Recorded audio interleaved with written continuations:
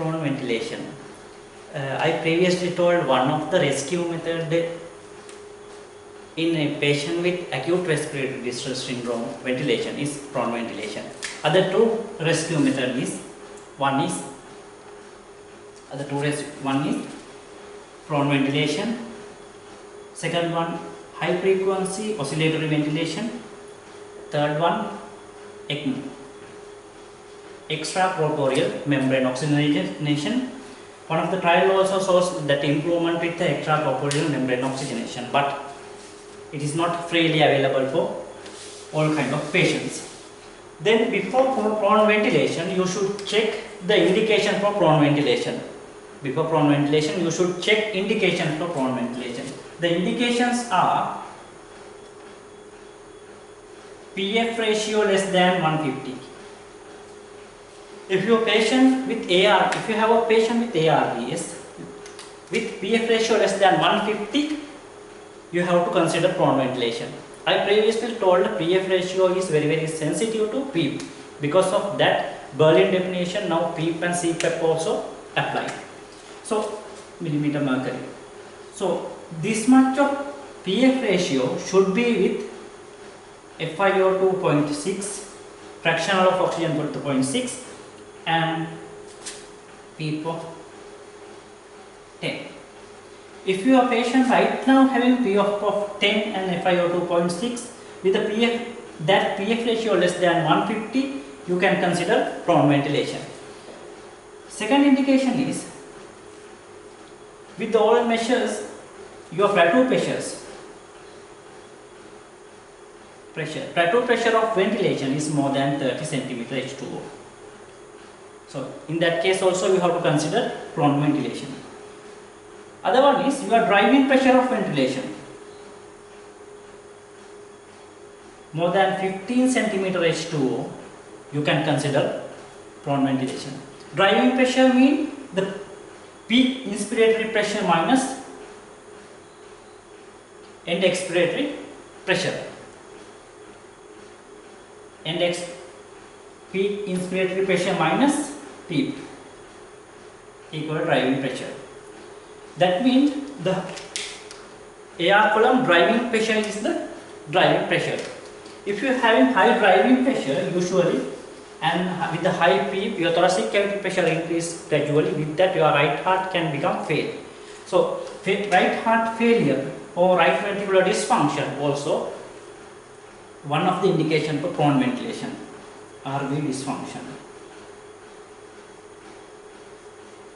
Not whole indication. If you are patient with respiratory distress, then develop right ventricular dysfunction, you can consider prone ventilation. So once you identify the indications, you have to check the contraindication for prone ventilation. You can be happy if your patient having contraindication for prone ventilation because you don't need to do anything. But if your patient is lucky enough to have contraindications, sometimes these rescue measures can survive his life. It's very important to know those factors. So then we will check the contraindication for prone ventilation. Again, you have to divide it into absolute contraindication and relative contraindications. Contraindication for prone ventilation, one is absolute, relative contraindication. The absolute contraindication for prone ventilations are if your patient having severe arrhythmias,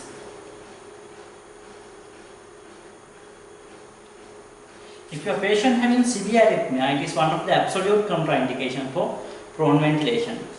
Pelvic fracture, spinal fracture,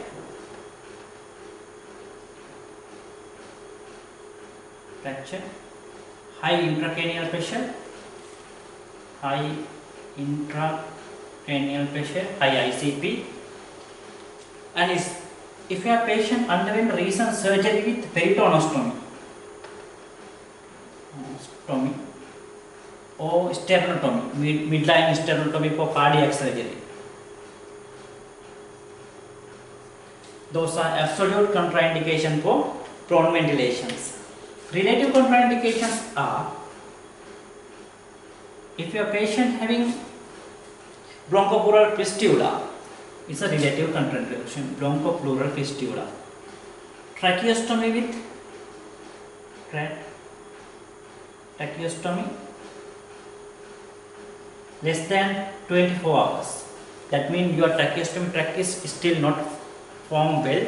In case of emergency extubation, tube came out, you may not be able to insert through that hole. So tracheostomy less than 24 hours, high intraocular pressure, ocular surgery, facial trauma. If your patient having those things, those are relative contraindication for prone ventilations. So you have to identify the indications and absolute and relative contraindication for prone ventilations. Once you identify the prone ventilation, before turning to the prone position, you have to do one thing. One more thing not related to the ventilation, that is nutrition. Because if you are going to feed the patient in the prone position, there is a high risk of getting aspiration and come out. Because of that, if you are going to insert a NG tube, that NG tube should be in the pyloric region. NG tube to post pyloric. You have to consider post pyloric breathing, and once you insert it with the X-ray, you have to confirm it. With the X-ray, you have to confirm it. After that, once you turn to the prone position, don't feed in the first hour. Don't feed in the first hour. Don't feed in the first hour. Second hour to 6 hours. 2 to 6 hours you can start 30 ml per hour. Then increase up to 40 ml per hour. Until 12 hours, 40 ml per hour. Thereafter, you can start 50 ml per hour. You can consider 50 ml per hour thereafter until 1 hour before turning into the supine position. Last hour, don't feed. If you plan to turn into the supine position, don't feed in the last hour. Okay? You have to consider NG feeding if you are plan to do a enteral nutrition. Best way to feeding is post pyloric, and your bed position also should be maintained in the reverse tender position, head little bit upward, 20 to 30 degree upward head. You should consider for post pyloric feeding. It should be confirmed with X-ray, and once you turn into the prone position, first hour don't feed. Second to 6 hours, 30 ml per hour you can give. Then 6 to 12 hours, 40 ml per hour you can give. Then here after that you can give 50 ml per hour. But if you are planning to extubate in the next couple of hours, the last hour of that period, don't feed because of the risk of aspiration and come out. So after you did all the things, now you consider prone position ventilation. So first of all, what you are going to do is you have to do the arterial blood gas. Why you are going to do arterial blood gas? Sometimes your patient now may improve, and with that PF ratio now may be more than 150. If it is less than 150, you have to do prone ventilation. If it is more than 150, you no need to do prone ventilation. And other thing is, baseline ECG is very important when you are comparing it with subsequent ABG once you turn into the prone position. So you have to do the baseline ABG that should be having PF ratio less than 150. So okay, then you have to turn the patient to the prone position once you exclude the contraindications.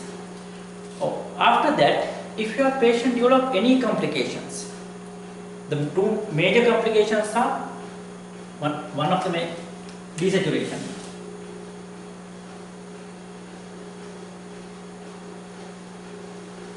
Arrhythmias,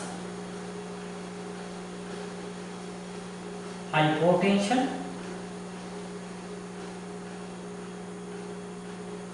What are the other things? Your patient can desaturate, your patient can develop significant arrhythmias, your patient can develop hypotension with the prone position, and a tube also can dislodge. Tube dislodge. Sure. Your patient having any of those things, definitely immediately you have to turn into the supine position again. So, if your patient tolerates the prone position without any complications, you have to repeat the ABG in 1 hour. After about 1 hour, you have to do the arterial blood gas analysis. That arterial blood gas analysis should show improvement of PF ratio with more than 20 mm of mercury, or FiO2 should be rise more than 10 mm of mercury. What I am going to do is, you turn into the prone position, you wait for 1 hour, then have to repeat the arterial blood gas. That should be shows more than 20 mm of mercury, PF ratio with PaO2 more than 10 mm mercury rising. If your patient having those improvement, you can consider prone ventilation. If your patient do not having that improvement, you can stop the prone ventilation and you have to turn back into the supine ventilation. So, if your patient shows improvement with the PF ratio and PaO2, then what I am going to do is, you have to wait another 6 hours. You have to wait another 6 hours and again have to do the ABG. Have to wait 6 hours and have to do ABG. That ABG does not show improvement which was there in the previously. Again you have to turn into the supine position. Or if your patient having improvement persistently, you can consider maintaining of that prone ventilation for 16 to 20 hours. I will repeat it again. You have to do ABG in 1 hour. If it is improved, you have to do repeat ABG in 6 hours.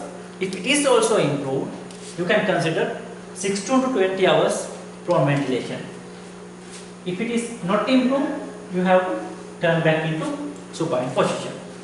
Then you have to maintain it for 16 to 20 hours of prone ventilation. 16 to 20 hours of prone ventilation. Once you maintain the 20 hours of ventilation, you have to turn patient back into the supine position. Once you turn back patient into supine position, you have to do ABG in 4 hours and check for PF ratio again with the FiO2 0.6 and PEEP of 10. With that, your patient having PF ratio less than 150, you can consider reproning of the patient. You have to do this thing cycles manner. So, until your patient is improved. That is all regarding the prone ventilation. I will repeat it again rapidly. You have to do ABG for the baseline PF ratio and PEEP ratio should be less than 150. Then you can consider prone ventilation. If there is any complication, you have to turn into the back. And then if you not have any complication, you have to repeat ABG in 1 hour. 1 hour ABG should show this much of improvement. If so, you have to continue it for 6 hours and have to do ABG. That also should show the improvement. If your 6 hour ABG also improved, you have to maintain the prone ventilation for 16 to 20 hours. After that, you turn back into the supine position and have to do arterial blood gas in 4 hours. If it shows improvement of PF ratio more than 150, no need to do anything, you are lucky. If your patient is still having low PF ratio, you have to refrone. That's all.